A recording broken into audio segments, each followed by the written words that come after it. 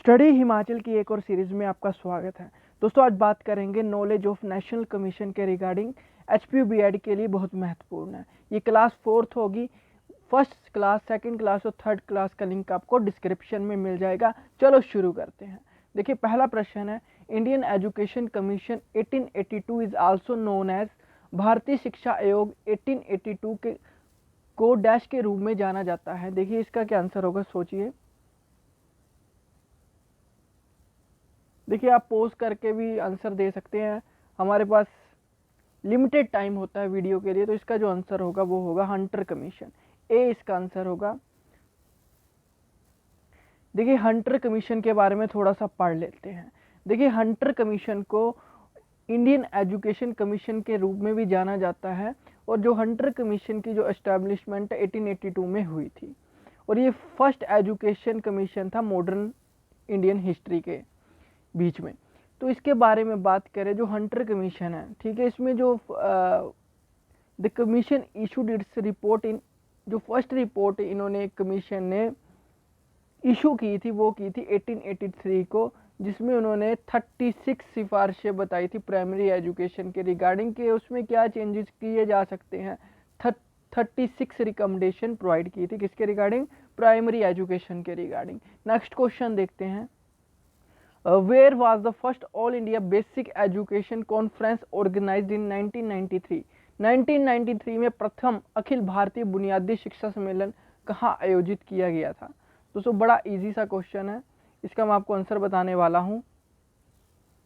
जो इसका आंसर होगा वो होगा पुणे में, डी इसका आंसर होगा। क्या आंसर होगा, डी इसका आंसर होगा। नेक्स्ट क्वेश्चन देखते हैं। अगला है, the language that the university Education commission recommended the students to well versed with are as follow। विश्वविद्यालय शिक्षा आयोग ने छात्रों को किस भाषा से अच्छी तरह से वाकिफ होने की सिफारिश की थी और वो कौन सी थी, ये आपको बताना है। देखिए यूनिवर्सिटी एजुकेशन ने सिफारिश की थी कि स्टूडेंट को ये भाषाएं आनी ही चाहिए, तो वो थी, इसका जो आंसर होगा English, Hindi and another language. Another language में ये बात हो रही है रीजनल लैंग्वेज की, आपके स्टेट की। हिंदी इंग्लिश आनी चाहिए, और जो रीजनल लैंग्वेज है वो भी आपको आनी चाहिए। नेक्स्ट क्वेश्चन देखते हैं, which of the following is not true according to Hartog committee. Hartog समिति के अनुसार निम्नलिखित में से कौन सा सत्य नहीं है। Devote more attention to mass education, mass education में ज़्यादा से ज़्यादा अटेंशन देनी चाहिए, मतलब कि मास एजुकेशन पर ज़्यादा ध्यान देना चाहिए। Establishment of affiliated university to meet the demand of higher education. देखिए एफिलेटेड यूनिवर्सिटी, देखिए उच्च शिक्षा की मांग को पूरा करने के लिए विश्वविद्यालयों की क्या थी, एस्टैब्लिशमेंट करनी चाहिए। Committee given any recommendation for the improvement of women education, minority education and education of backward class. देखिए ये कमेटी ये भी बताती है, इसमें क्वेश्चन में पूछा गया है कि वुमेन एजुकेशन, माइनॉरिटी एजुकेशन और एजुकेशन ऑफ बैकवर्ड क्लास को किस तरह से इम्प्रूव किया जा सके। डी में बता रहा है कि the duration of the primary course was to be fixed to 4 year. जो प्राइमरी एजुकेशन होनी चाहिए, जो प्राथमिक पाठ्यक्रम होना चाहिए, उसके लिए 4 साल निर्धारित किया गया था duration. And make the honours course more advance, जो हॉनर कोर्स होते हैं, ठीक है, उन्हें और एडवांस बनाया जा सके किस तरह से। तो इसके किसमें बात हो रही है, हार्टॉक कमीशन की। इसमें से कौन सा सही नहीं है। तो ये जो चीज़ें हैं ए बी सी डी, ये हार्टॉक कमीशन में कमेटी का एक पार्ट है। तो इसका मतलब ये सभी ट्रू है, इनमें से कोई भी गलत नहीं है। तो इसका क्या आंसर होगा, ई आंसर होगा। E answer, all above are true. D इसका आंसर, ई इसका आंसर होगा। ठीक है दोस्तों, नेक्स्ट क्वेश्चन देखते हैं। बड़ा इंपॉर्टेंट क्वेश्चन था तो आपके साथ डिस्कस कर लिया। देखिए बड़ा इंपॉर्टेंट सा क्वेश्चन है जो एचपीयू बीएड में आ भी चुका है। शिक्षित महिलाओं के बिना शिक्षित लोग नहीं हो सकते, किसके द्वारा इंगित किया गया है। There can not be educated people without educated women was indicated by. इसका क्या आंसर होगा दोस्तों, सोचिए। जो इसका आंसर होगा ये बताया गया है कहाँ पे, the national policy of education 1986 में इसके बारे में जिक्र किया गया है। बी इसका आंसर होगा। नेक्स्ट क्वेश्चन देखते हैं। अगला क्वेश्चन है, following recommendation are true according to which commission. बताना है ये जो 5 चीज़ें बताई गई हैं ये कौन से कमीशन के रिलेटेड हैं जिसमें इसके बारे में जिक्र किया गया है। इन 5 चीज़ों को जिक्र किया गया है, कौन से कमीशन में जिक्र किया गया है, इसके बारे में चर्चा कर लेते हैं। Recommended for the establishment of national knowledge network, ठीक है, राष्ट्रीय ज्ञान नेटवर्क की स्थापना के लिए एक सिफारिश दी गई थी। Promote application of knowledge in agriculture, ठीक है, कृषि में किस प्रकार हम कृषि की नॉलेज को बढ़ा सकते हैं।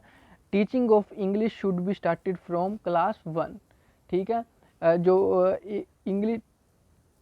इंग्लिश होगी, जो इंग्लिश सब्जेक्ट होगा वो क्लास 1 से हमें लगना चाहिए। To set up national web portal on translation, देखिए ट्रांसलेशन जो होती है इंग्लिश से हिंदी, हिंदी से किसी भी लैंग्वेज में, तो एक नेशनल वेब पोर्टल होना चाहिए। जिस तरह से गूगल का है उस तरह से एक खुद का भी होना चाहिए नेशनल वेब पोर्टल, किसके लिए, ट्रांसलेशन के लिए। लास्ट है, set up national commission on libraries, पुस्तकालयों पर राष्ट्रीय आयोग की एक स्थापना करना भी इसमें इस कमीशन में बताया गया है। ये कौन सा कमीशन है? 4 ऑप्शन है आपके पास, कोठारी कमीशन, आचार्य नरेंद्र देव कमीशन, बताइए जरा इसमें से कौन सा होगा। 4 ऑप्शन है, ईश्वर भाई पटेल कमीशन या हार्टोग कमीशन। जो इसका आंसर होगा दोस्तों वो होगा डी, हार्टोग कमीशन के बारे में इसमें बताया गया है, ठीक है। हार्टोग कमीशन आपको बता दिए, थोड़ा सा इसके लिए बताने को और रहा है, वो मैं आगे क्वेश्चन आएंगे उसमें डीपली डिस्कस करेंगे। ये चीज़ें सब हार्टोग कमीशन में, ये भी आपको याद रखना है। ये 5 चीज़ें आपको याद रख लेनी है, कहीं भी पूछे जाए तो आपको याद रखना है कौन से कमीशन की बात हो रही है, हार्टोग कमीशन की बात हो रही है। नेक्स्ट क्वेश्चन देखते हैं। देखिए हार्टोग कमेटी की बात कर लेते हैं इसी क्वेश्चन में।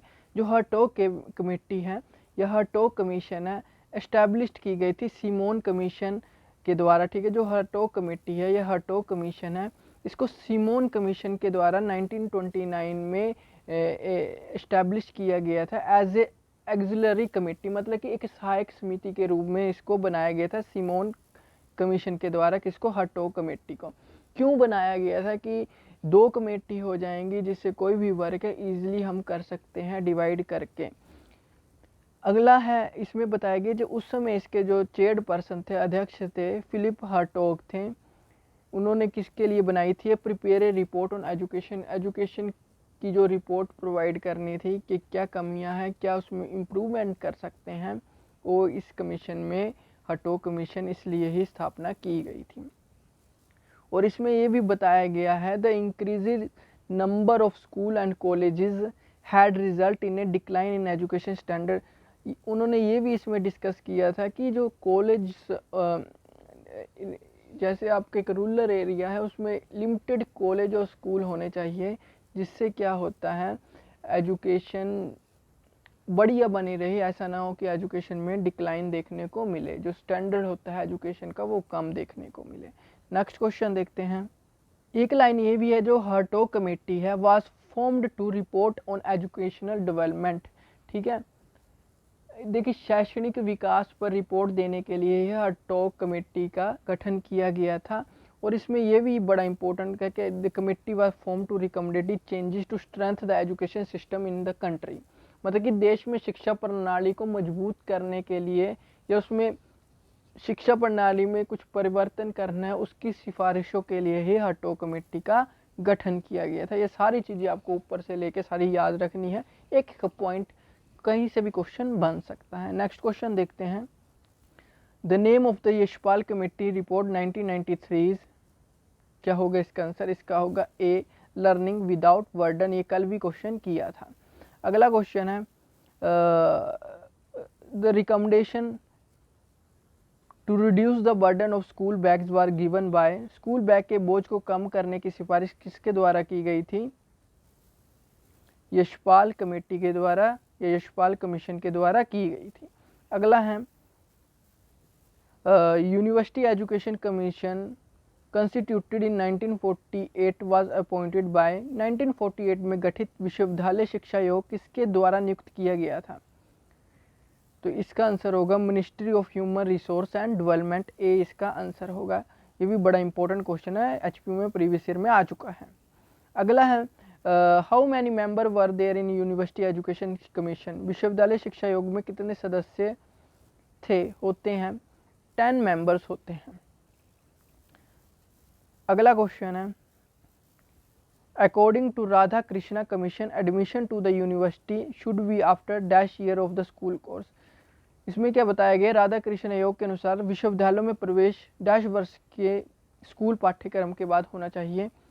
सिर्फ इसमें बात हो रही है राधा कृष्ण कमीशन के बारे में, उसमें क्या बताया गया है? वो है लगभग 12 ईयर, 12 ईयर आपका स्कूलिंग खत्म होने के बाद आप कॉलेज में एडमिशन ले सकते हैं। नेक्स्ट क्वेश्चन देखते हैं। देखिए इसके बारे में बात करें, जो राधा कृष्ण कमीशन है उसे यूनिवर्सिटी एजुकेशन कमीशन भी बोलते हैं। 1948 में इस्टेब्लिश की थी, उसमें इसके जो अध्यक्ष थे सर्वपल्ली राधाकृष्णन थे। आगे देखते हैं इसके बारे में। देखिए अगस्त 1949 में इन्होंने जो हायर एजुकेशन है, हायर एजुकेशन के लिए कई रिकमेंडेशन, कई सिफारिशें की थी कि उसमें कई हायर एजुकेशन में, उच्च शिक्षा में कई पहलुओं पर सिफारिशें की थी कि इसको बेटर किस तरह से किया जा सकता है। अगला है, और ये लास्ट याद रखना है, इस कमीशन में टोटल 10 मेंबर्स होते हैं, ये आपको मैंने बता दिया। इस योग में कुल 10 सदस्य होते थे। आई होप दोस्तों आपको वीडियो अच्छी लगी होगी। वीडियो अच्छी लगी है तो चैनल को सब्सक्राइब करें, वीडियो को शेयर करें, पहली वीडियो जरूर देखें, डिस्क्रिप्शन में लिंक होगा। Thank you, have a nice day, God bless you all, bye bye.